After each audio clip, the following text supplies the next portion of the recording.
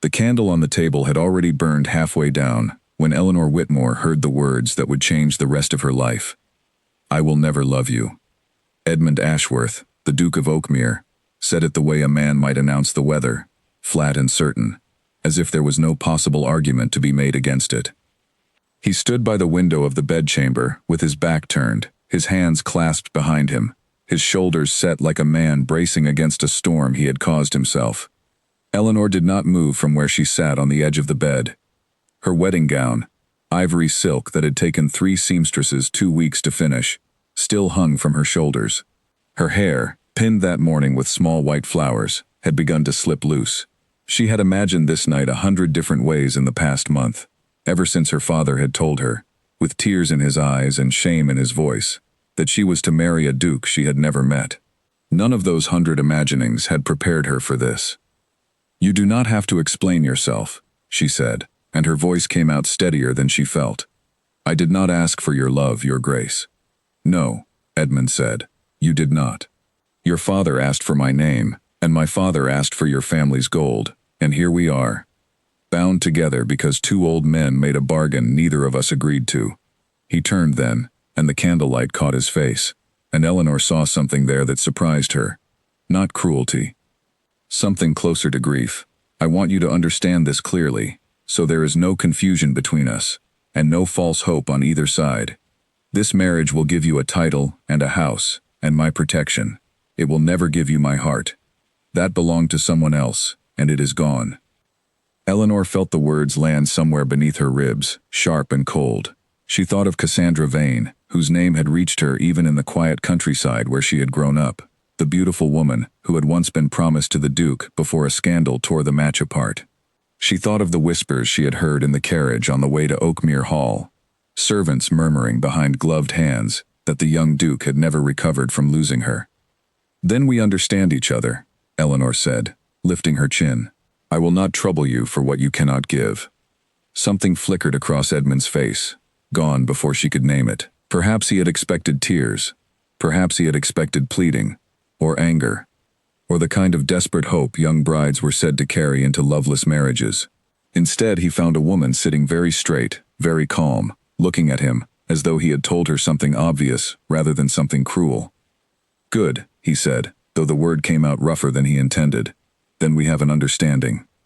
He left the room without another word, and Eleanor sat alone in her wedding gown as the candle burned lower, and she did not cry, though she wanted to. She told herself, that night, that she would build a life inside these walls that did not depend on the man who ruled them. She did not yet know how long it would take him to regret every word he had said, or how much it would cost him to try to unsay it. Morning came gray and cold over Oakmere Hall, the great stone house rising out of the mist, like something carved from the hillside itself, rather than built upon it. Eleanor woke early, as she always had at her father's house, and found herself alone in a bedchamber larger than the whole ground floor of the home she had grown up in. She dressed without calling for a maid, though she knew one would be assigned to her, and she made her way down the wide staircase before the household had properly stirred. It was in the kitchen that she met Mrs. Bramwell, the housekeeper, a broad woman with kind eyes and flour on her apron, who startled so badly at the sight of the new Duchess standing in her domain that she nearly dropped a tray of bread. "Your Grace," Mrs. Bramwell said, dropping into a hasty curtsy. "You ought to have rung for someone. You should not be down here among the pots and pans." "I have always liked kitchens," Eleanor said, and she meant it. They are the one room in any house where the truth of things cannot be hidden. Either the bread rises, or it does not.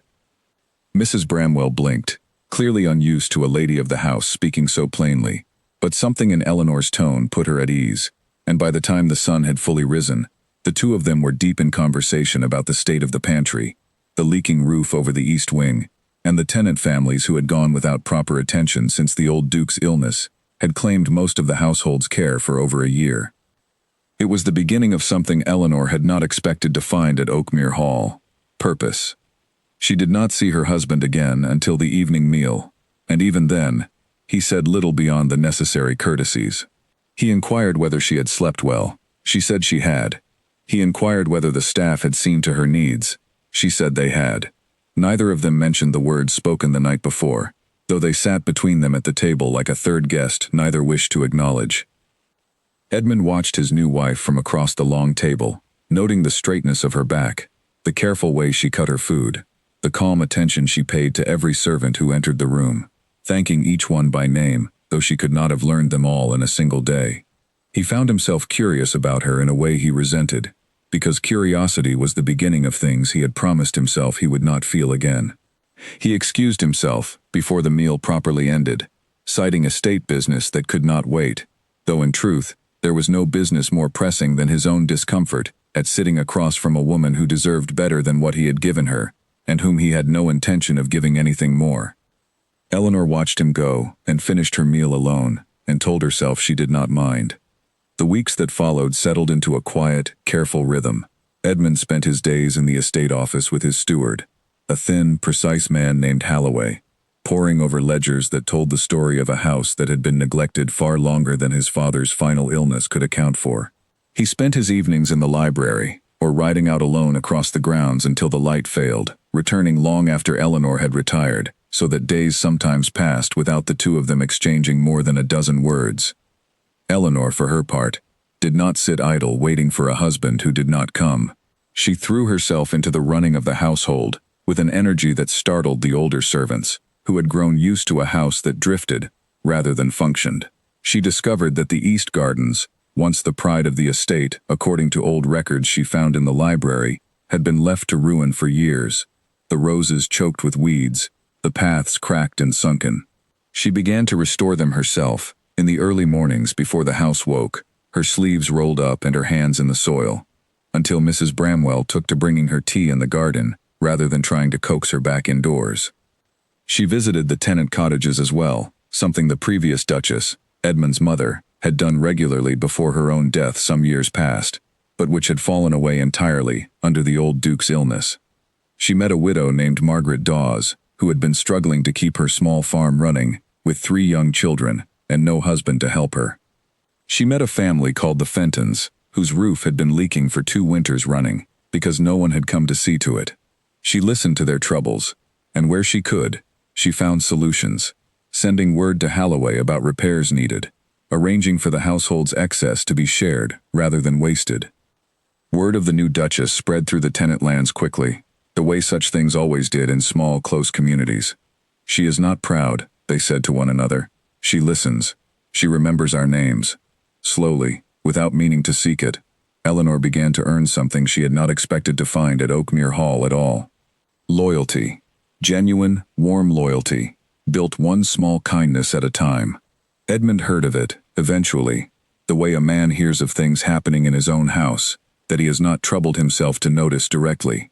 Holloway mentioned it first, almost in passing, remarking that the tenant families seemed in better spirits than they had been in years, and that several matters he had been meaning to raise with his Grace had already been quietly resolved by her Grace. Edmund said nothing in response, but that evening he found himself walking the eastern path of the gardens rather than his usual route, and he stopped, quite still, at the sight of the roses. They had been dead the last time he had looked at them, though he could not now recall when that had been. Now they climbed the old stone wall in full, defiant bloom, red and gold in the fading light, tended by hands that asked for nothing in return. He stood there longer than he intended, and told himself it meant nothing, that any competent woman could manage a garden and a household, that it changed nothing about the arrangement between them.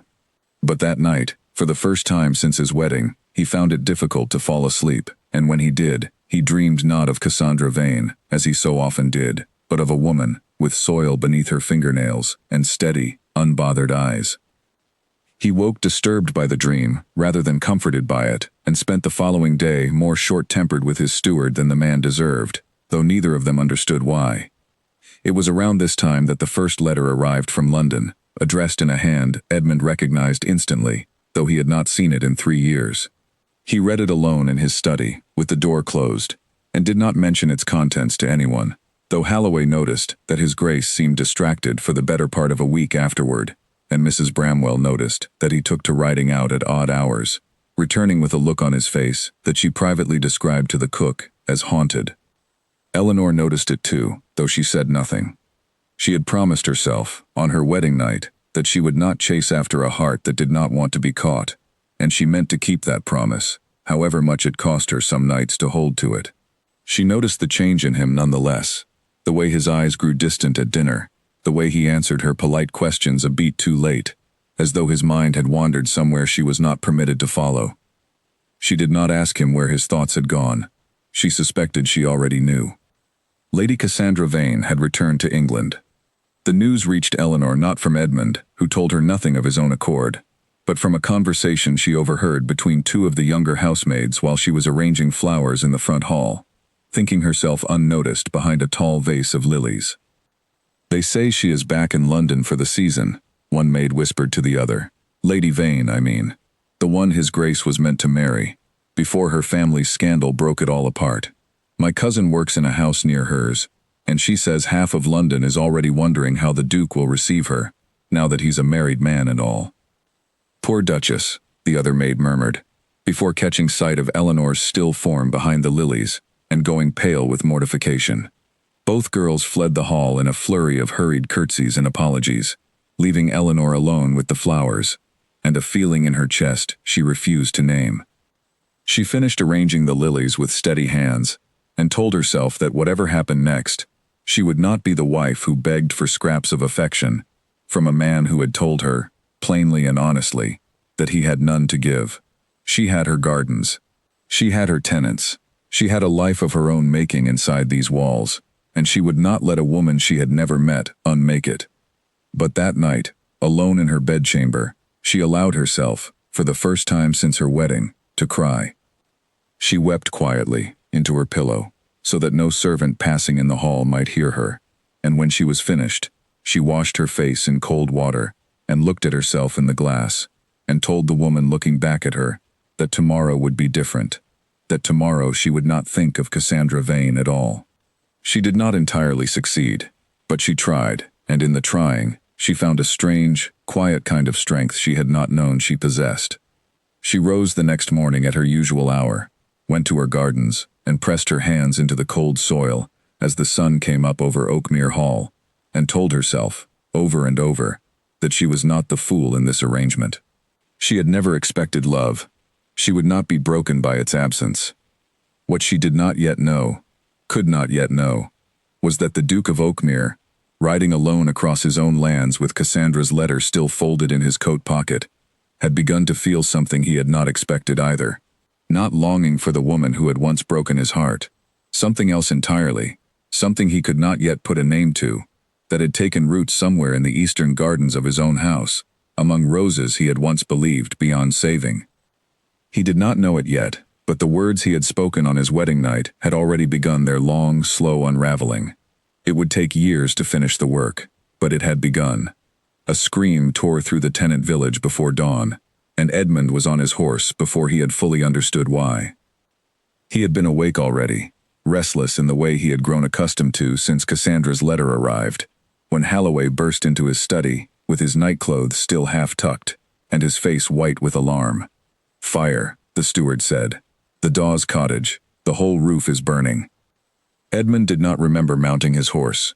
He remembered only the cold air tearing at his face as he rode, the orange glow rising over the tree line long before he reached the village, and the sound, when he arrived, of Margaret Dawes screaming her daughter's name into a wall of smoke. The cottage was already half consumed, the thatched roof collapsing inward in great gouts of flame, and a line of villagers had formed with buckets from the well, though the fire was outpacing every effort they made. Margaret Dawes stood at the edge of the chaos, held back by two men who would not let her run inside, screaming that her youngest, a girl named Alice, no older than 6, had been sleeping in the loft when the fire began, and had not come out. Edmund threw himself from his horse and reached for a bucket, his mind already calculating the odds of anyone surviving that inferno, when he saw a figure moving toward the cottage door that made his blood run cold. Eleanor. She had wrapped a wet cloth around her mouth and nose, and before anyone could stop her, before Edmund could even shout her name, she had ducked beneath the low doorway and vanished into the smoke. Edmund did not remember deciding to follow her. He remembered only the searing heat, the way his lungs burned with every breath, the blindness of the smoke that made the small cottage feel like a maze, with no walls at all. He heard Eleanor's voice, muffled through the cloth over her mouth, calling the child's name, and he followed the sound of it, stumbling over fallen debris, until he found her at the base of the loft ladder, the wood already smoldering beneath her hands. "She is up there," Eleanor shouted, over the roar of the flames. "I can hear her crying." There was no time for argument. Edmund went up the ladder himself, feeling the wood give slightly under his weight, and found the child pressed into the far corner of the loft, coughing and terrified, too frightened to move toward the only way down. He gathered her into his arms, and half climbed, half fell back down the ladder, as it finally gave way behind him, and Eleanor caught his arm to steady him, and together, choking and blinded, they stumbled back through the smoke toward the door. They emerged into the cold night air to a chorus of relieved shouting, Margaret Dawes running forward to gather her daughter into her arms, sobbing with a relief so total it seemed to hollow her out entirely. Bedman sank to his knees in the wet grass, his lungs heaving, and it was only then, in the gray light before dawn with the cottage roof finally collapsing behind them in a shower of sparks, that he saw the burn along Eleanor's forearm where a falling ember had caught her sleeve. "You are hurt," he said, his voice raw from the smoke, and something in his chest seized in a way he did not understand and did not have time to examine. "It is nothing," Eleanor said, though her face had gone pale, and when she tried to rise, her knees buckled beneath her. Edmund caught her before she fell. He lifted her without asking permission, without pausing to consider whether it was proper, and carried her the entire distance back to Oakmere Hall in his own arms, refusing every offer from the gathered men to take her from him, though his own arms ached and his lungs still burned with smoke.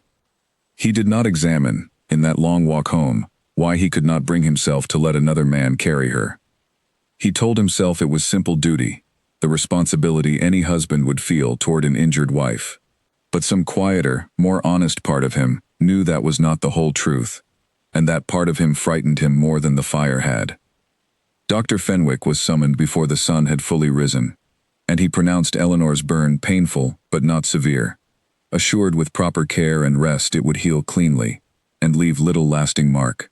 He gave instructions for salves and bandages, scolded her gently for her recklessness in entering a burning building, and left with the quiet observation to Edmund, delivered privately in the hallway, that her Grace was fortunate to have a husband who moved so quickly to bring her home. Edmund did not correct the doctor's assumption about what had driven him into that fire. He was no longer entirely certain himself. For 3 days, Eleanor rested in her bedchamber, her arm bandaged and her strength slowly returning, and for 3 days, Edmund found reasons to appear at her door. He brought no flowers, offered no declarations, said nothing that might be mistaken for the affection he had sworn. On their wedding night, he did not possess. He inquired after her comfort. He asked whether the salve was easing the pain. He sat, once, for nearly an hour, in the chair beside her bed while she slept, telling himself he remained only to be certain the fever the doctor had warned of did not arise, though no fever ever came, and still he stayed. Eleanor noticed the change in him, of course. She was not a foolish woman, and she had spent enough evenings alone at that long dining table to recognize the difference between a husband performing duty and a husband who could not quite stay away. She said nothing of it.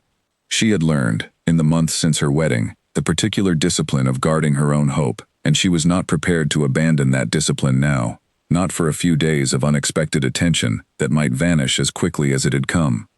But she noticed, and in noticing, something small and cautious stirred in her chest that she had believed, until that moment, entirely extinguished. On the 4th day, well enough to rise and dress herself, Eleanor came down to the breakfast room to find Edmund already seated, a cup of tea untouched before him, his eyes fixed on some point beyond the window that did not seem to hold any actual view. "Your Grace," she said, taking her seat across from him, "you look as though your thoughts have wandered further than the garden this morning." He startled, faintly, at being caught, and covered it by pouring her tea himself, a small courtesy he had never once extended before the fire. "I am simply glad to see you recovered," he said.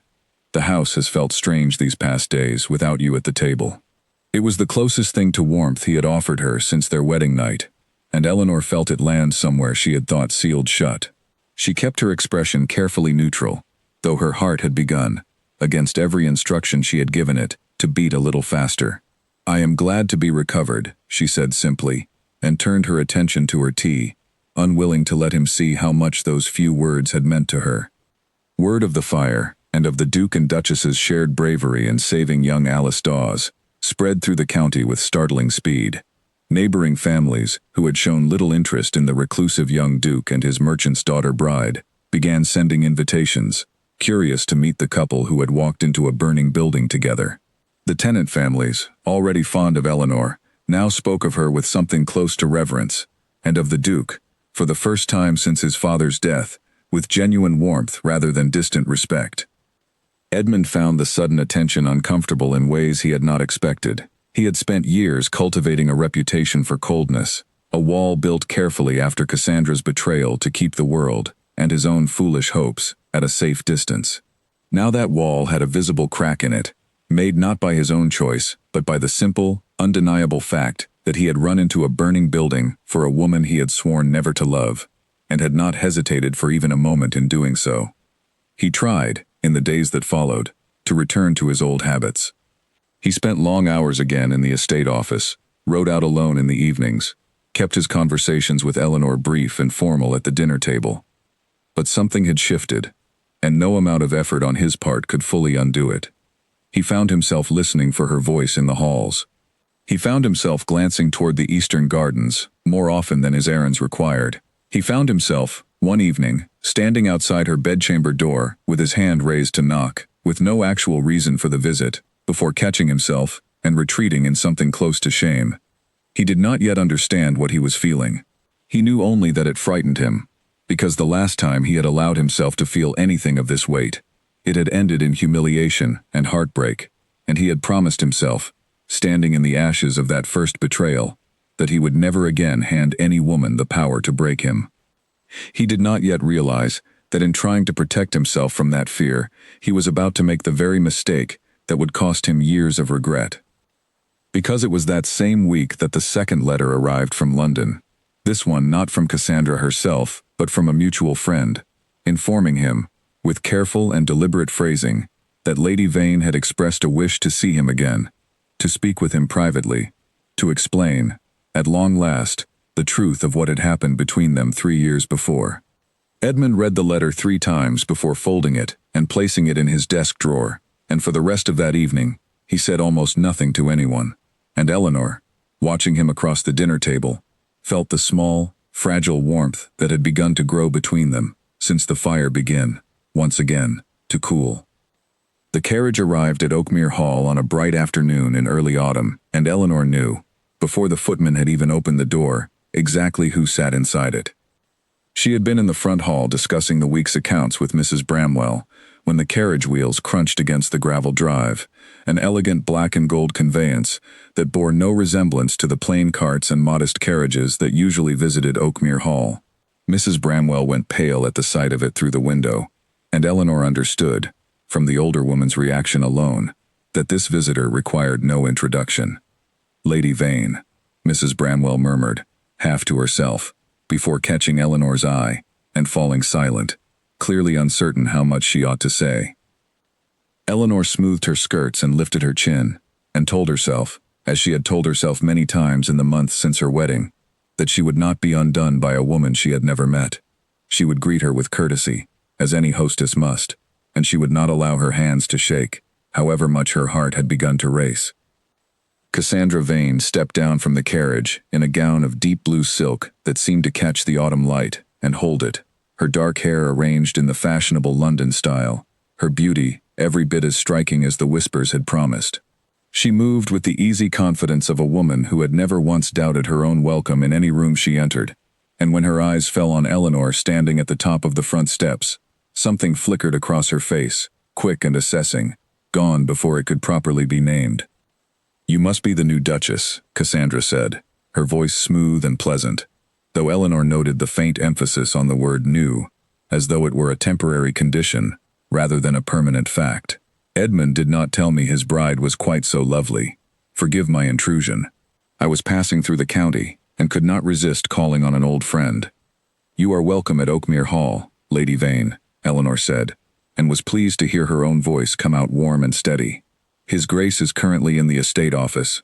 but I will have him sent for. In the meantime, please, come inside out of the cold." She led Cassandra into the drawing room herself, refusing to let Mrs. Bramwell see the way her hands trembled slightly as she poured the tea, and made polite conversation about the journey from London, the changing weather, the state of the roads, while inwardly, she counted the minutes until Edmund arrived and wondered, with a dread she could not entirely suppress, what his face would show when he saw the woman waiting for him. Edmund's reaction, when he entered the drawing room and found Cassandra seated by the window with a cup of tea in her hand, was not what either woman expected. He stopped in the doorway, and for a long moment, said nothing at all. Eleanor watched his face carefully, searching for some sign of the old wound reopening, some flicker of the longing the servants had whispered about for months. What she found instead was something more complicated. Surprise, certainly. A flash of old, unhealed hurt that passed quickly across his features. But beneath it, something that looked almost like wariness, as though he were assessing a stranger, rather than greeting a long-lost love. "Cassandra," he said finally, "this is unexpected." "I told your Duchess I was merely passing through," Cassandra said, rising from her seat with a smile that did not entirely reach her eyes. "Though in truth, Edmund, I had hoped we might speak. There are things I have wished to say to you for a long time, and I did not think it fair to leave them unsaid forever." Edmund's jaw tightened, and he glanced, briefly, toward Eleanor, as though seeking some permission he did not quite know how to ask for. Eleanor rose smoothly from her own seat, her composure a careful shield over whatever she felt beneath it. "I have accounts to review with Mrs. Bramwell," she said. "Please, do not let my presence interrupt old friends catching up on lost time." She left the room with her head held high, and it was only in the corridor beyond, out of sight of both of them, that she allowed her steady expression to falter, just for a moment, before she straightened her shoulders and continued toward the kitchen, refusing to let herself imagine what words were being exchanged behind that closed drawing room door. Inside the drawing room, Cassandra wasted no time. "I know what you must think of me," she said, moving closer, her voice dropping into something softer, more intimate. 3 years is a long time to carry such anger. But Edmund, you must understand, I never wanted to break our engagement. My father forced my hand. He had debts, terrible debts, and Lord Pelham offered to settle them all if I agreed to marry his son instead. I was young and frightened, and I did not know how to refuse him. Edmund listened, his expression carefully guarded, though something in his chest, some old wound he had believed fully scarred over, ached at the sound of her voice, explaining away years of silent suffering, with such simple, practiced ease. "You might have told me," he said quietly. "Instead, I learned of your engagement to Lord Pelham's son from a newspaper announcement, 3 days before the wedding I had been planning for us both." "I know," Cassandra said, and to her credit, her voice caught slightly, whether from genuine feeling or careful performance, Edmund could not entirely tell. "I know how badly I failed you, and I have regretted it every day since. Lord Pelham's son died last winter, Edmund. I am free now, truly free, for the first time in 3 years. And when I heard you had married, I could not simply let the matter rest without telling you the truth." Edmund said nothing for a long moment, his eyes fixed on the woman who had once held his entire heart in her hands, and had, by her own admission, traded it away for her father's convenience. He waited to feel the old devastation return, the same crushing grief that had driven him, 3 years ago, into a cold and guarded existence he had believed permanent. What he felt instead, to his own quiet surprise, was something closer to distance. The wound was real. He could feel its old shape beneath the surface, but the sharp, unbearable pain he expected did not come. Instead, unbidden, his mind offered him the image of Eleanor disappearing into a burning cottage without a moment's hesitation, of her steady hands tending roses no one else had thought worth saving, of the quiet warmth that had begun, however cautiously, to grow between them since that terrible night. "I am married now, Cassandra," he said finally. "Whatever passed between us belongs to the past. I cannot undo what has already been done, and I would not wish to, even if I could." Cassandra's composure flickered, just slightly, at the firmness in his tone, though she recovered quickly, offering a soft, understanding smile that did not quite hide the calculation beneath it. "Of course," she said. I did not come here hoping to disrupt your marriage, Edmund. Only to make my peace with the past, and perhaps, if you would allow it, to remain friends. Surely there is no harm in that, between two people who once meant so much to each other. Edmund hesitated, and it was in that hesitation, brief as it was, that the true trouble began. He did not say yes outright, but he did not refuse her either, and Cassandra, reading the opening for exactly what it was, pressed her advantage with the practiced skill of a woman who had spent years learning how to be wanted. I will be staying at my aunt's estate, not far from here, for the remainder of the season, she said. Perhaps we might correspond, from time to time. There is no impropriety in old friends exchanging letters, surely. Edmund, still shaken by feelings he did not fully understand, and unwilling to appear as though the mere sight of her had left him entirely unmoved, agreed, before he had properly considered the wisdom of it. It was a small concession, offered more out of wounded pride than genuine desire, but it was a concession nonetheless, and Cassandra left Oakmere Hall that afternoon with exactly what she had come for, though neither Edmund nor Eleanor yet understood the shape of the trouble that small agreement would eventually cause. Eleanor, watching the black and gold carriage disappear down the drive from an upstairs window, felt a familiar coldness settle back into her chest, the same coldness she had fought so hard to push aside in the weeks since the fire. She told herself it meant nothing, that old friends were entitled to make their peace with one another, that Edmund's heart, whatever its current state, was his own to guard or surrender as he chose.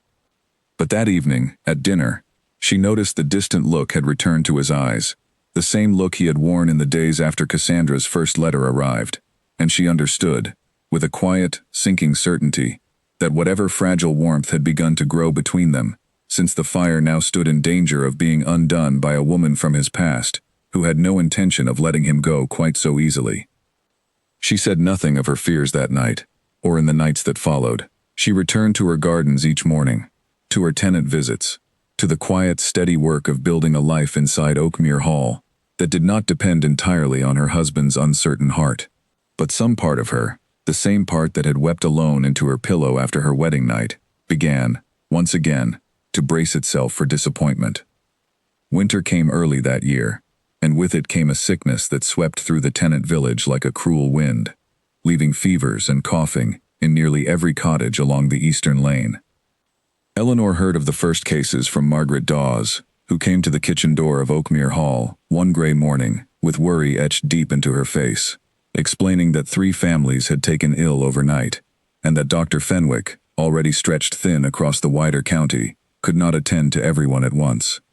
Without a moment's hesitation, Eleanor gathered blankets, broth, and every remedy Mrs. Bramwell's still room could provide, and set out for the village herself.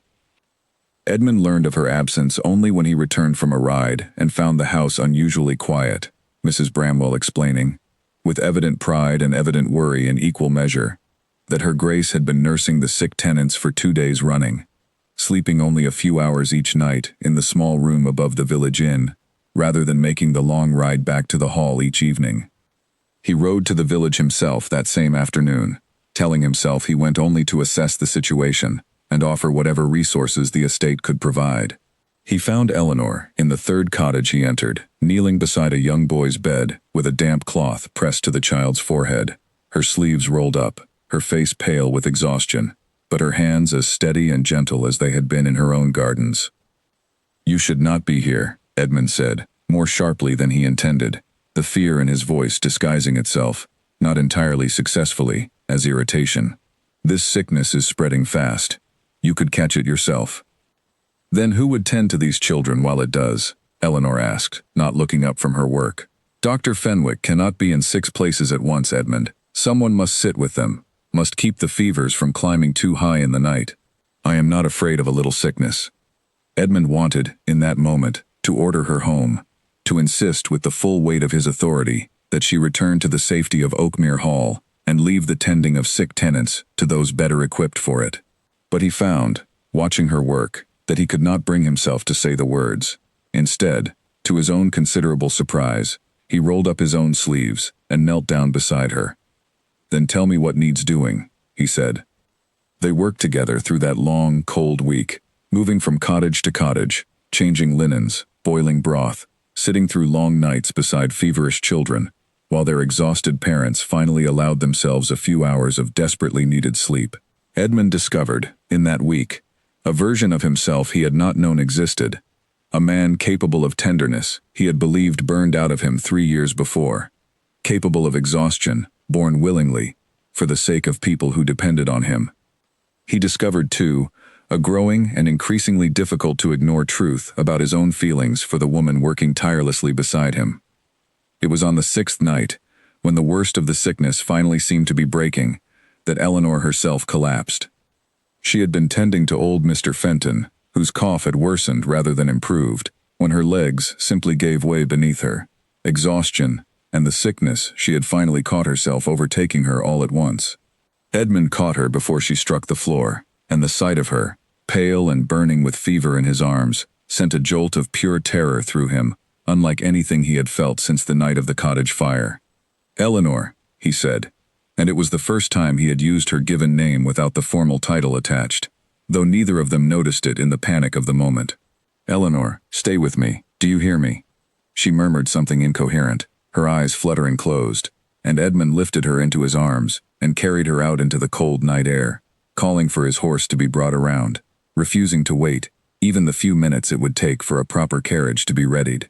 He rode back to Oakmere Hall with her held tight against his chest, her fevered breath warm against his neck, and for the entire length of that ride, he prayed with a desperation he had not felt in years, prayed to a God he had not properly addressed since his mother's death, that this fierce, stubborn, extraordinary woman would not be taken from him before he had even properly understood what she had come to mean to him. Dr. Fenwick was summoned immediately upon their arrival, and he confirmed what Edmund had already feared, that Eleanor had indeed caught the same fever sweeping the village, worsened considerably by days of exhaustion and insufficient rest. He prescribed rest, fluids, and careful watching through the coming days, warning that the fever, left unchecked, could prove dangerous. Edmund did not leave her bedside for 3 days. He sat through the long, dark hours of the night, pressing cool cloths to her burning forehead, holding her hand when the fever caused her to shiver and murmur half-formed words in her sleep, refusing every suggestion from Mrs. Bramwell that he allow a proper nurse to take his place so that he might rest. He would not leave. He could not leave. Somewhere in the exhausted, terrified hours of that vigil, he came to a realization he had spent months carefully avoiding. He loved her. He loved her steadiness, her quiet strength, the way she had walked into a burning building without hesitation, the way she had exhausted herself nursing strangers who owed her nothing, the way she had met his own cold, cruel words on their wedding night, with dignity rather than despair. He loved the roses she had brought back from ruin, and the tenant families who spoke her name with genuine warmth, and the small, steady sound of her breathing in the dark hours when the fever finally began, at last, to break. He had told her, on the night they wed, that he would never love her, and he had believed it fully at the time, certain his heart had been permanently emptied by Cassandra's betrayal. Sitting now beside her sickbed, watching the fever finally loosen its grip, he understood with a terrible, aching clarity exactly how wrong he had been, and exactly how much damage those careless, cruel words had already done. Eleanor woke on the 4th morning to find Edmund asleep in the chair beside her bed, his hand still holding hers, his face lined with exhaustion and worry even in sleep. She lay still for a long moment, watching him, allowing herself, just this once, to wonder whether the man who had spent 3 days refusing to leave her side might have begun to feel something more than duty toward her after all. She did not wake him. She simply watched him sleep, her hand still held loosely in his, and let herself hope, just a little, that perhaps the words spoken on her wedding night might not, after all, prove to be the permanent truth she had accepted them to be. When Edmund finally woke and found her eyes open and clear, no longer clouded with fever, something in his chest loosened so completely that he nearly wept from the relief of it. "You are awake," he said, his voice rough with days of exhaustion and unspoken fear. "You gave me quite a fright, Your Grace." "I did not intend to," Eleanor said, her voice weak but steady. "Though I confess I am glad to see you did not leave my bedside entirely to Mrs. Bramwell's capable care." Edmund's throat tightened, and for a moment he considered telling her, right there, everything he had come to understand in the long hours of her illness. But the habit of guarding his own heart, built carefully, over 3 years of hard-won caution, held him back, and he said instead, only that he was relieved to see her recovering, that the household had felt entirely wrong without her steady presence in it. It was not the declaration his heart wanted to make, but it was, Eleanor thought, watching the careful tenderness in his exhausted eyes, considerably closer to one than anything he had offered her before, and she allowed herself, for the first time since her wedding night, to believe that perhaps her husband's heart was not so permanently closed to her as he had once so firmly declared. Neither of them yet understood how quickly that fragile, hard-won hope would be tested, or how carefully a woman in London had already begun laying the groundwork to unmake it entirely. Eleanor's recovery was swift once the fever broke, and within a week she had returned to her usual routines, her gardens, her tenant visits, the quiet management of a household that had come, in the months since her wedding, to run with an ease it had never known under previous care. To any observer, life at Oakmere Hall appeared to have settled into something close to contentment.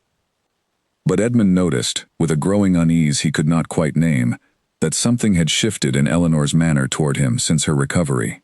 Something subtle, but unmistakable, to a man who had spent 3 days watching every flicker of expression cross her face, while she lay fevered and vulnerable before him.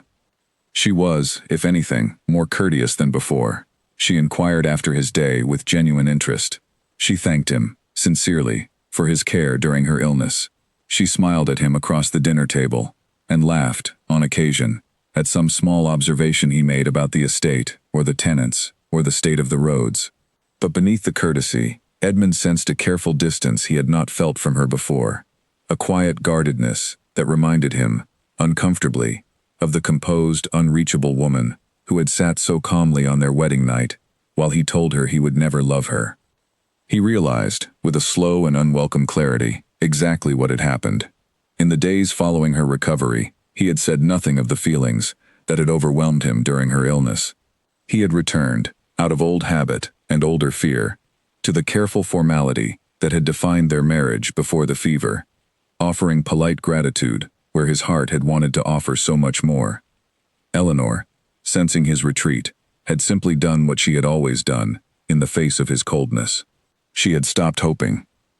It should have been a relief to him. It was, after all, exactly the arrangement he had insisted upon at the start of their marriage. A wife who expected nothing beyond duty and courtesy, who would not trouble him with hopes he had sworn he could not fulfill. Instead, watching her polite, contained warmth across the dinner table each evening, Edmund felt something close to grief settle into his chest, a grief made worse by the knowledge that he alone had caused it. He tried, several times in the weeks that followed, to close the distance he had allowed to reopen between them. He found reasons to walk with her in the gardens, admiring the roses she had brought back from ruin, asking after the tenant families she visited so faithfully. He began joining her, on occasion, for her morning visits to the village, discovering in himself a genuine interest in the lives of the people who depended on his stewardship, an interest he suspected had been growing quietly for months without his fully noticing it. Eleanor received these gestures with unfailing courtesy, walking beside him, answering his questions, sharing small observations about the estate and its people. But she offered nothing more than courtesy, and Edmund understood, with each passing week, that he had taught her too well the lesson he had given her on their wedding night. She had built her happiness on a foundation that did not require him, and she guarded that foundation now with a quiet determination he found himself, to his own considerable frustration, unable to breach. One evening, walking together along the eastern garden path, as the autumn light faded into gold, Edmund found himself asking a question he had not planned to voice. "Do you regret it?" he asked. "Marrying me, I mean. Coming to a house where you were told, on your very first night, that you would never be loved." Eleanor was quiet for a long moment, considering the roses climbing the old stone wall beside them, their last blooms of the season clinging stubbornly to the vine despite the coming frost. "I have found a great deal here that I value," she said finally. "These gardens. The tenant families, who have become dear to me. A purpose I did not know I would find, when my father first told me of this arrangement. I do not regret coming to Oakmere Hall, Edmund." "But you regret marrying me," Edmund said quietly, hearing the careful distinction in her words. Eleanor turned to look at him then, and for a moment, something raw and unguarded flickered in her eyes before she smoothed it away. "I have made my peace with what this marriage is," she said. "I would ask you not to disturb that peace without good cause. I do not think either of us would benefit from pretending at something neither of us is certain we can offer." She left him standing alone among the roses, and Edmund watched her go, understanding, with a clarity that felt almost like physical pain, exactly what he had done. He had taught this remarkable woman to protect herself from him so thoroughly that even his own genuine, growing affection could not now reach her, because she no longer trusted that it was real, or that it would last, or that it was worth the risk of hoping again. He returned to his study that evening, and sat for a long time without lighting a single candle, turning over in his mind the words he had spoken on his wedding night, words he had believed, at the time, to be an act of honesty and kindness, sparing her the false hope of a love he had been certain he could never feel. He understood now, sitting alone in the growing dark, that those words had not been an act of kindness at all.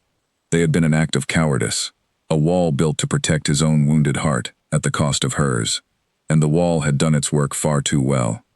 He resolved, that night, to find some way to unsay what he had said, to prove through patient, consistent action what his careless words had denied her. But he did not yet understand how difficult that unsaying would prove to be, or how quickly his resolve would be tested by a woman in London who had no intention of allowing his growing affection for his own wife to go unchallenged. The next letter from Cassandra arrived 3 days later, and this time, it was not addressed to Edmund alone. It was addressed, with careful and deliberate cruelty disguised as friendly correction, to the entire household, containing an invitation to a gathering at her aunt's nearby estate, an invitation that named Edmund specifically, and made only the briefest, most dismissive mention of Eleanor's own attendance.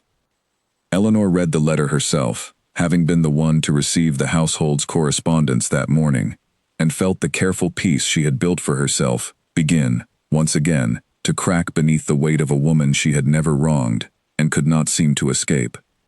Eleanor did not mention the letter to Edmund. She placed it among the rest of the household correspondence and said nothing of the deliberate slight contained within it, telling herself that to complain of Cassandra's rudeness would only give the woman more power over her peace of mind than she deserved. But when Edmund found the letter himself later that evening and read the invitation naming him alone, his own reaction surprised them both. "I will decline," he said simply, setting the letter aside without further comment.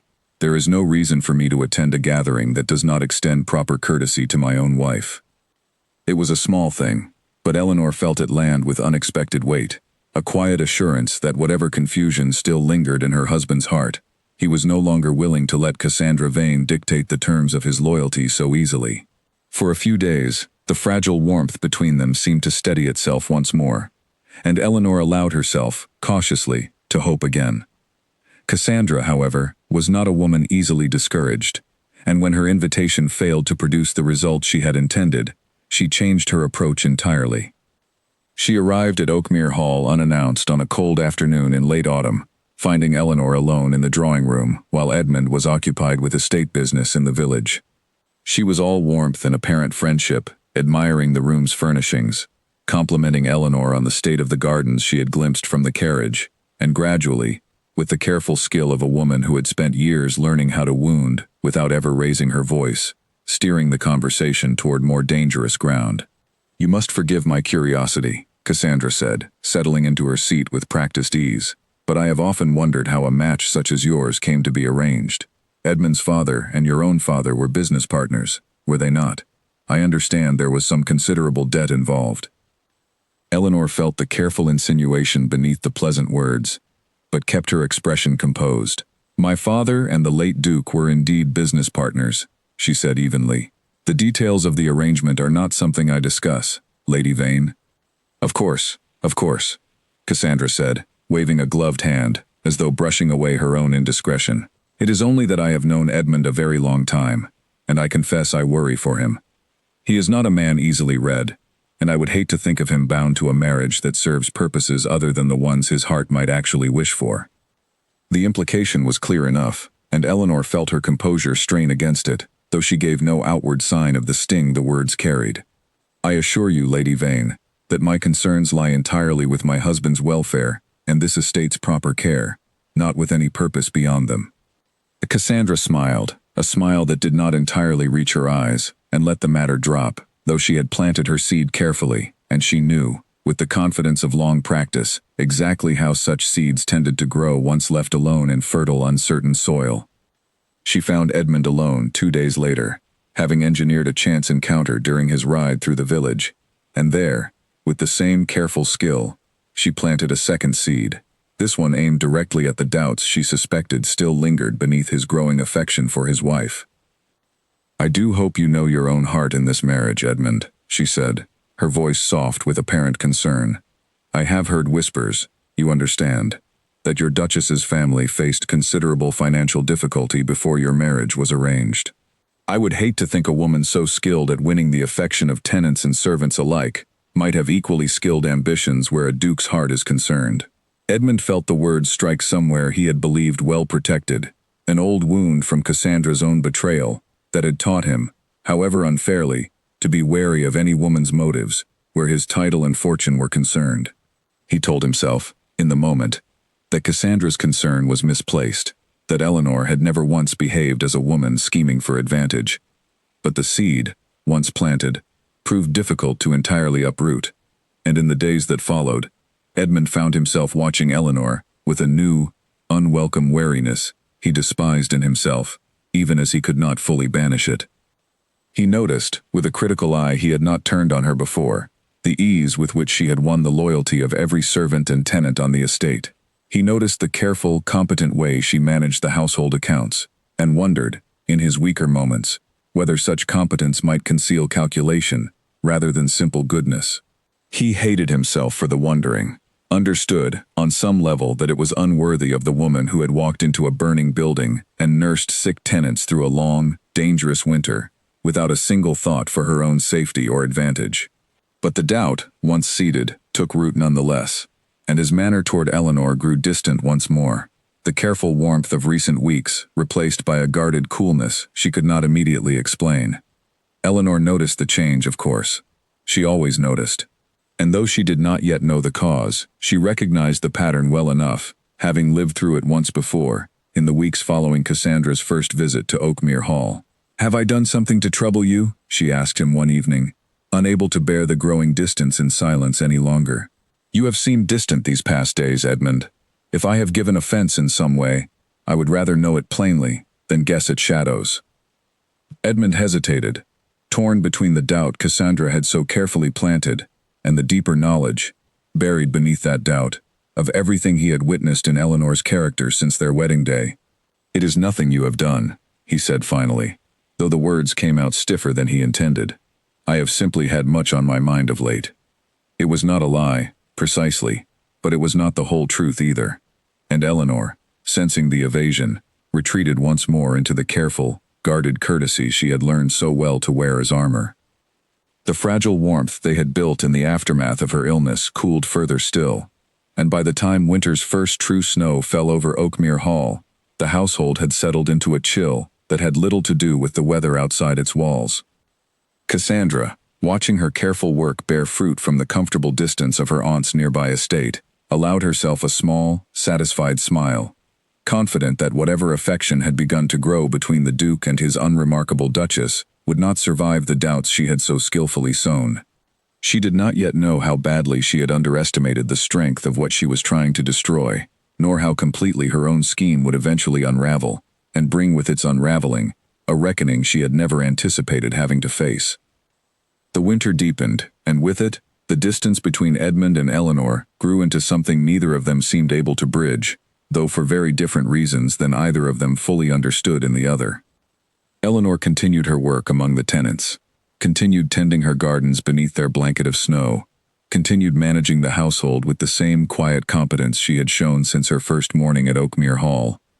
But the small, cautious hope that had begun to grow in her heart during Edmund's long vigil beside her sickbed had withered under the renewed coldness of his manner, and she found herself, more and more, retreating into the private world she had built for herself, before that hope had ever taken root.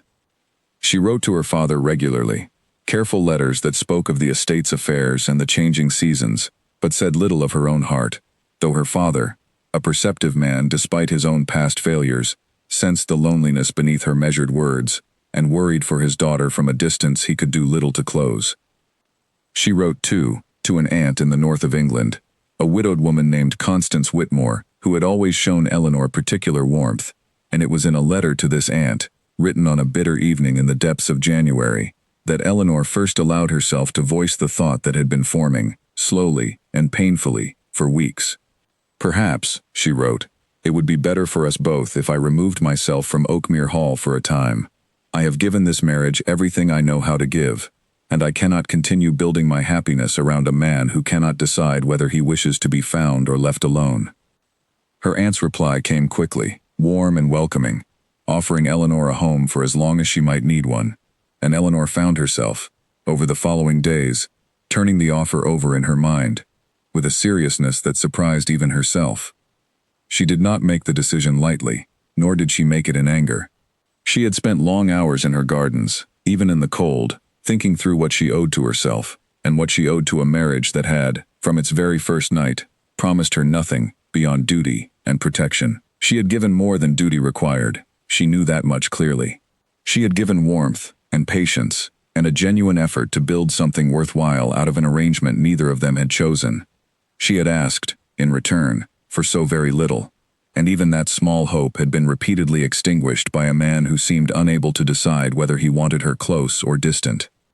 Perhaps, she reasoned, the kindest thing she could do, both for herself and for Edmund, was to release him from the burden of pretending toward feelings he could not settle within himself, and to build the remainder of her life somewhere she might be valued, without such constant uncertainty.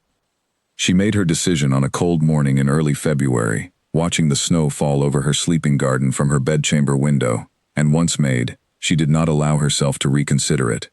She spent that day quietly settling her affairs, speaking privately with Mrs. Bramwell about the ongoing needs of the household, ensuring that Margaret Dawes and the other tenant families she had come to know so well would continue to be looked after in her absence. She said nothing to Edmund of her plans, uncertain how to raise the subject, and unwilling, in the end, to give him the chance to talk her out of a decision she had come to with such careful, painful deliberation. That evening, alone in her bedchamber, she wrote him a letter. She began it several times, discarding early drafts that came out either too bitter or too pleading, neither of which felt true to what she actually wished to say. When she finally settled on the words, they came out plain and steady, much as her voice had been on their wedding night so many months before. "Edmund," she wrote, "I have thought long and carefully about what I am about to do, and I hope, in time, you will understand it was not done in anger, nor as a punishment for anything you have failed to give me. You told me, on our first night together, that you would never love me, and I have tried, in the months since, to build a life within these walls that did not depend on that love ever arriving. I believe I have largely succeeded, though I will not pretend the effort has not cost me something. I have watched you these past weeks grow distant again, after a period in which I believed, perhaps foolishly, that something warmer had begun to grow between us. I do not know what has caused this retreat, and I have come to understand that it is not my place to chase after an answer you seem unwilling to give freely. I release you now from any obligation to pretend toward feelings you do not wish to hold, or cannot settle within your own heart. I am going to stay with my aunt in the north for a time, to give us both the space to determine what we truly wish from the remainder of our lives. Please see that Margaret Dawes and the Fenton family continue to receive the assistance I have arranged for them. The gardens will need tending as the frost lifts, though I trust Mrs. Bramwell to see to it in my absence, or in whatever manner you see fit. I do not write this to wound you, Edmund. I write it because I believe we have both been living inside a promise, made in anger and grief, on a night neither of us was truly ourselves, and I no longer believe that promise serves either of our hearts. Eleanor. She sealed the letter and left it on the desk in his study, where she knew he would find it upon his return from the estate office that evening, and then she packed a single trunk with the essentials she would need for the journey north, arranging quietly with George, the estate's most trusted coachman, to have her carried to the northern road before first light, well before Edmund would be likely to wake and discover her absence. She did not sleep that night, lying instead in her bedchamber staring at the dark ceiling above her, turning over every moment of the past months in her mind, the wedding night's cruel declaration, the tender days after the fire, the long vigil beside her sickbed, the slow, painful cooling that had followed. She wondered, more than once through those long dark hours, whether she was making a terrible mistake, whether some part of her still hoped, foolishly, that if she simply waited longer, Edmund might finally find his way to the words she had been waiting so long to hear. But she had waited long enough, she told herself. She had given the marriage everything she knew how to give, and she could not continue to pour herself into a hope that seemed, despite every effort, no closer to being fulfilled than it had been on that first bitter night.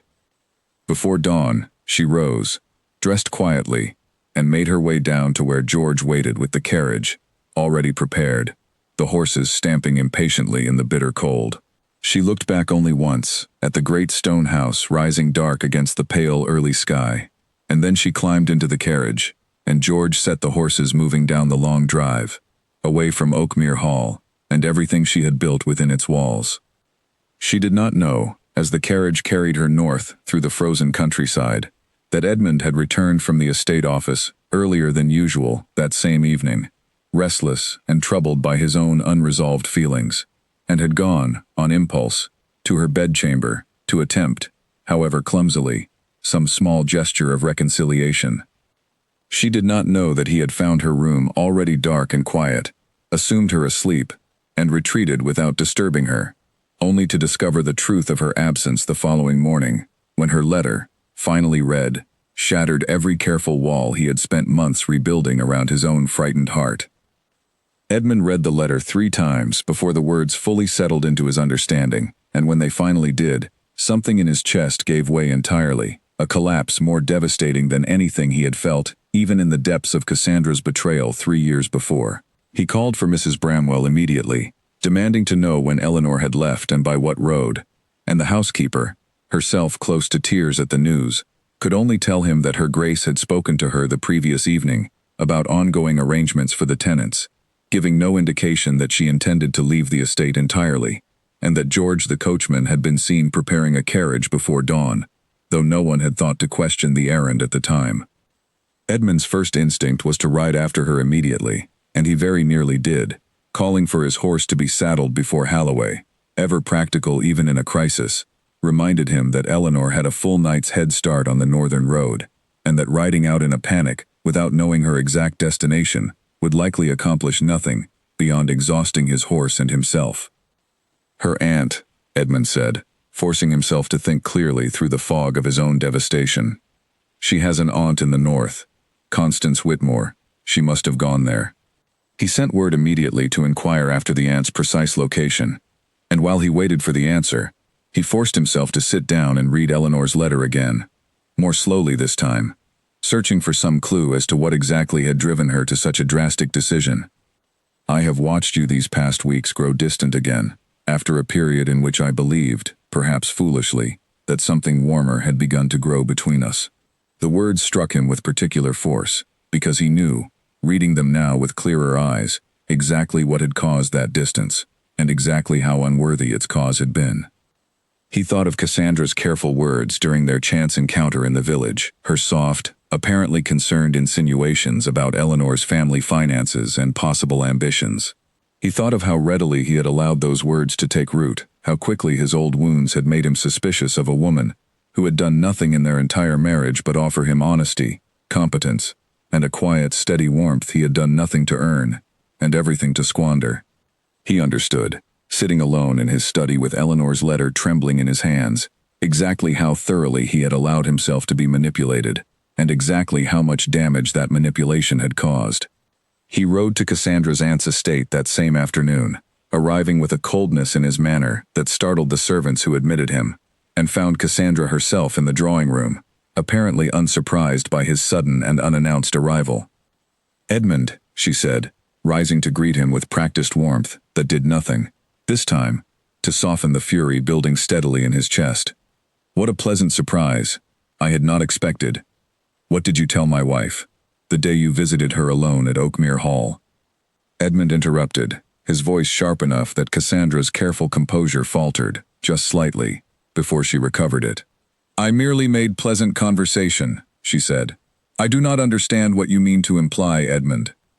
"Do not lie to me," Edmund said, and something in his tone, cold and absolutely certain, seemed finally to convince Cassandra that further denial would serve her poorly. My wife has left Oakmere Hall. She has gone north to her aunt's estate, and I believe your interference is at least partly responsible for driving her to it. I want the truth, Cassandra, and I want it now. Cassandra's composure cracked further, and for a long moment she said nothing, calculating. Edmund suspected whether continued denial or a carefully managed confession would better serve her own interests. In the end, she chose a strategy of wounded innocence, insisting that she had only expressed genuine concern for his welfare, that any doubts he had come to hold about his wife's motives had grown entirely from his own heart, rather than any deliberate scheme on her part. But Edmund, no longer willing to be so easily managed, pressed further, and it was a chance remark from Cassandra's own maid, overheard in the hallway as he made his way back toward the front door, that finally revealed the full extent of the deception. The maid, unaware of who stood within earshot, was complaining to another servant about having been asked to deliver false gossip to a tenant family regarding the new duchess's supposed disapproval of certain village matters, gossip designed, the maid grumbled, to make her grace appear less beloved than she actually was among the people she served. Edmund turned back into the drawing room with a fury he had rarely allowed himself to show in his adult life, and Cassandra, seeing the change in his face, finally abandoned all pretense. I only wanted what was once promised to me, she said, her voice rising with something close to desperation. You loved me first, Edmund, before that merchant's daughter ever crossed your path. I thought, if I could simply create enough doubt, you might remember what we once meant to each other. What we once meant to each other, Edmund said, his voice now dangerously quiet, ended the day you chose your father's debts over the promise you made me. I have spent 3 years believing that loss had broken something in me permanently. I understand now that it did not. It only made me foolish enough to let you nearly destroy the one thing in my life that mattered more than any promise you and I ever made to one another. He left her standing alone in her aunt's drawing room, her careful schemes finally and completely undone, and rode back toward Oakmere Hall with a single, desperate purpose driving him forward. He had to reach Eleanor.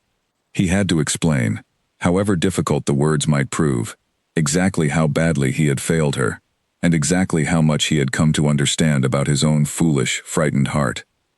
But by the time he reached Oakmere Hall and gathered what he needed for the long journey north, the light had already failed, and the roads, made treacherous by fresh snow, would not permit safe travel until morning. He spent that long night pacing the halls of his own house, Eleanor's letter clutched in his hand, cursing every hour of delay, understanding with painful clarity that the woman he had finally recognized as the truest, most valuable thing in his entire life was moving further from him with every passing hour, and that he had no one to blame for the distance between them but himself. Edmund set out at first light, riding hard along the frozen northern road with a single change of horse arranged at a coaching inn along the way, pushing himself and his mount to the very limits of what winter travel would allow.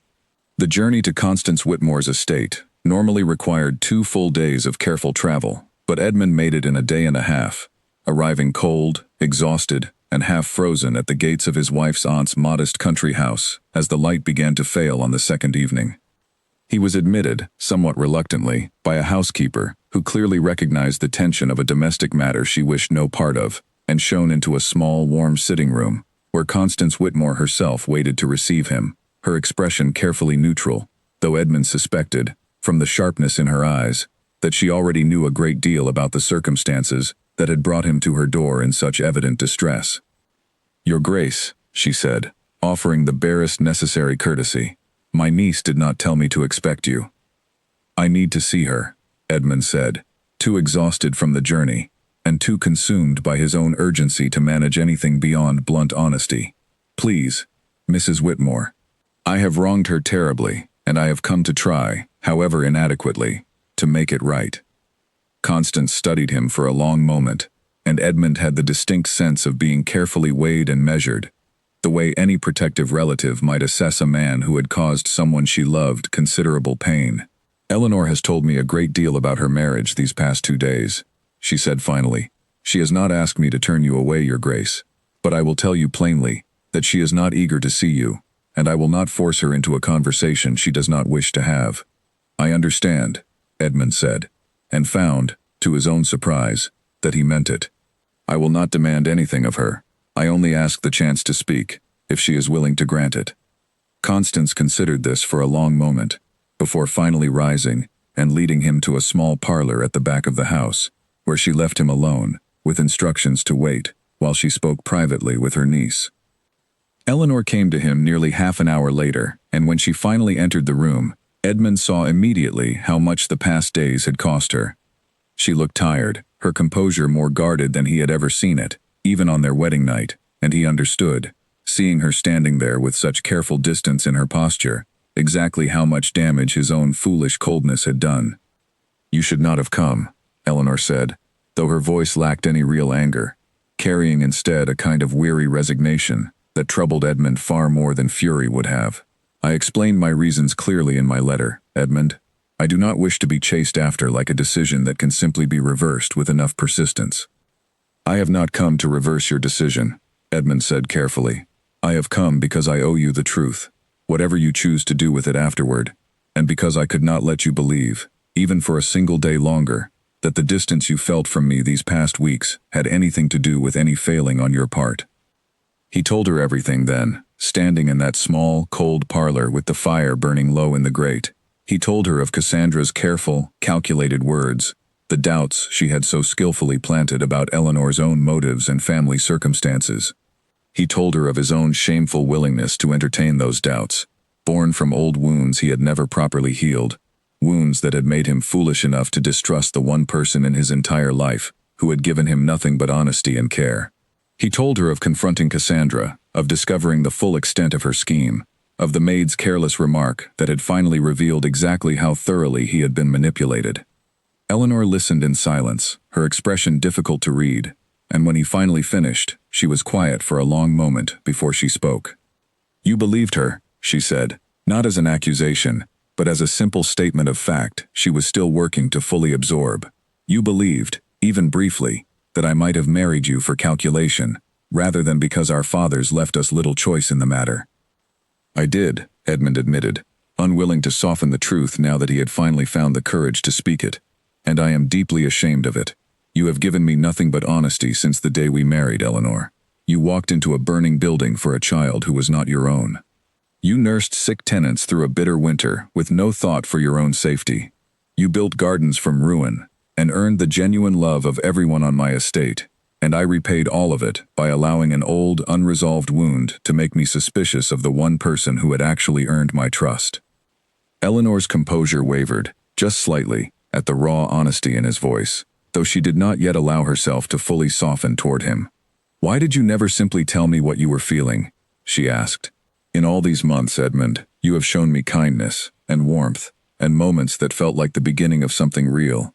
And then you have retreated each time, leaving me to guess at what any of it meant. I cannot continue building hope on such uncertain ground." "I know," Edmund said quietly, "and I do not expect you to trust easily in anything I say tonight. I have given you every reason to doubt me, but I am asking, Eleanor, for the chance to prove through action what I have failed, for months, to properly say in words. I do not ask you to return to Oakmere Hall tomorrow, or even this week. I ask only that you allow me the chance to show you, over whatever time it takes, that the man who spoke those cruel words on our wedding night no longer exists, and that I understand now exactly what I nearly lost through my own fear and foolishness." Eleanor studied him for a long moment, searching his face for the same calculation she had learned to fear from Cassandra, and finding instead only genuine, unguarded honesty, the kind of vulnerability she had never before seen him allow himself to show. "I will not promise you anything tonight," she said finally. "I have been hurt too many times these past months to offer easy forgiveness simply because you have ridden through the snow to find me. But I will not refuse to see you again, Edmund, if you are sincere in wishing to earn back what your own words and silences have cost us both."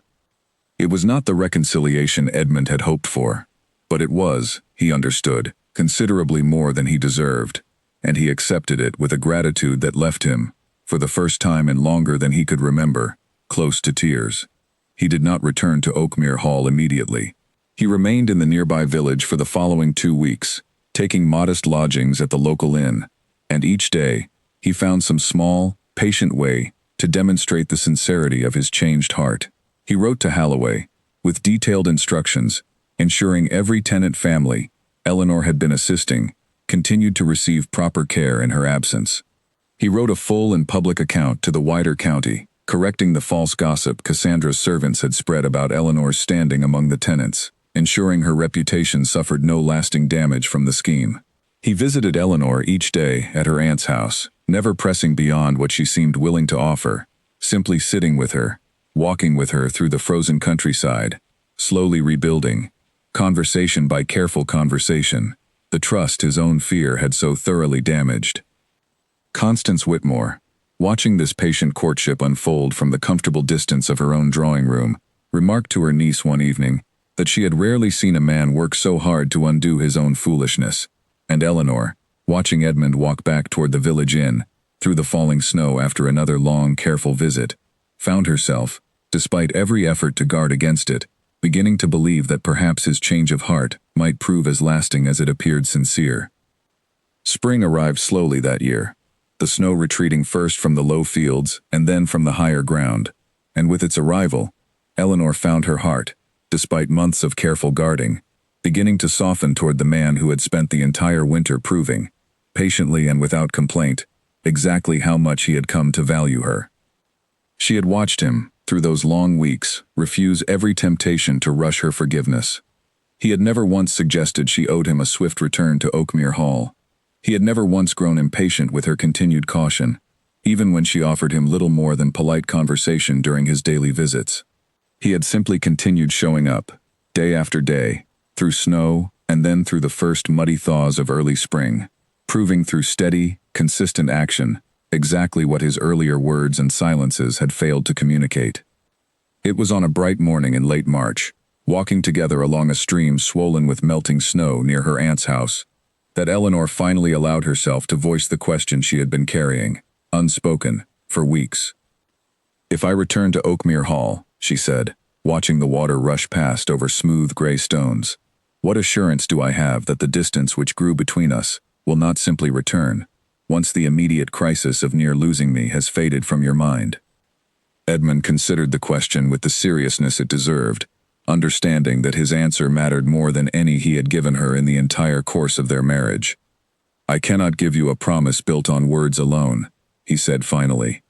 "I have already proven, on our wedding night and in the weeks that followed Cassandra's return, exactly how little my words can be trusted when fear gets the better of me. I can only offer you this. I have spent the entire winter examining exactly why I allowed old wounds to make me suspicious of the truest, most honest person I have ever known. I understand now that my fear was never truly about you, Eleanor. It was about my own terror of being hurt again, as I was hurt before, and I let that terror nearly cost me everything worth having in my life. I cannot promise I will never feel fear again, but I can promise that I will never again let that fear speak louder than the truth of what you have shown me, again and again, through every difficult season we have faced together." Eleanor was quiet for a long moment, watching the stream continue its steady, patient course toward the distant sea, and when she finally spoke, her voice carried a warmth Edmund had not heard from her in many months. "I loved you, you know," she said softly, "long before you ever gave me reason to believe such love might be returned. I loved you the day I found you kneeling beside sick children in the village, working through the night beside me without a single complaint. I loved you the day you rode through the snow to bring me home from a burning cottage, though neither of us spoke of it as anything more than duty at the time. I have loved you for longer than I think either of us wished to admit, and it is precisely because that love has always been real, that your doubts, however briefly held, wounded me so deeply." "I know," Edmund said, his voice rough with emotion he no longer tried to hide.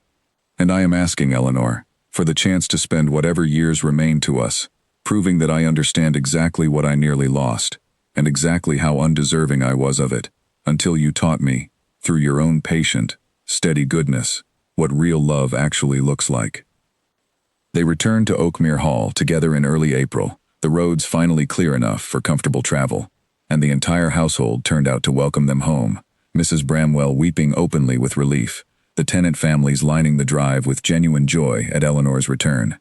Margaret Dawes brought little Alice, fully recovered from the fire and the winter's sickness alike, to press a small bouquet of early spring flowers into Eleanor's hands, and Eleanor felt, standing once again on the front steps of the house that had become her true home, a happiness she had feared.